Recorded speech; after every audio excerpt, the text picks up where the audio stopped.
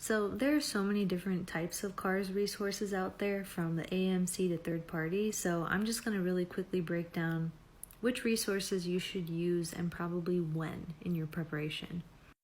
So if you have access to the AMC prep bundle when you're starting off, then using the AMC CARS diagnostic tool is a must. The reason being is you want to start off your preparation with an idea of, hey, where am I at based on the person who is making this test? And that's why they made the diagnostic tool.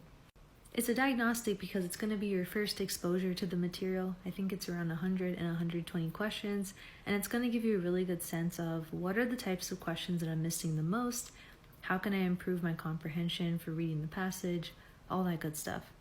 And once you have some of that data from the diagnostic tool, you can figure out, okay, this is the type of practice I need to do. Maybe I need to work on comprehension. Maybe I need to work on how I go about questions. And that's when you throw in some third-party materials.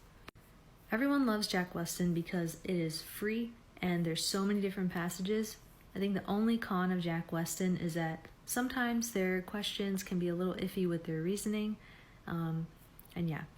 Besides Jack Weston, something I feel like is really underutilized is the Khan Academy CARS. And they made this with the AMC themselves, so it's a really good third-party resource, and I think they have over 100 passages. But double check me on that. But either way, Khan Academy CARS is great because it's closer to the AMC. Probably the only cons is that the passages are a little bit shorter than what you'll see on some of the AMC material, and they have less questions.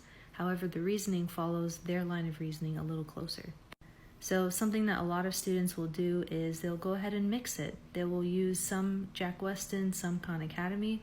You can also just do each of them individually, so doing all of the Khan Academy and then jumping into Jack Weston when you're done. And for my Canadian medical students or pre-med students out there who basically use up so many of the resources, I've heard good things about Exam Crackers. I've gone through some of their passages before, and overall, the passages are more interesting to read, which, while it is nicer, it can also be a con because you have to get used to reading stuff you're bored with. And a few of their questions like that I've done have had some weird reasoning, so it's just something to keep in mind. And lastly, about a month and a half before your test, you should be working on the QPACs. So QPAC 1 is the harder one, do that one first, and then go on to QPAC 2. It's helpful to do them twice if you're able to, depending on how you plan it. So the first time untimed to just get a feel for it.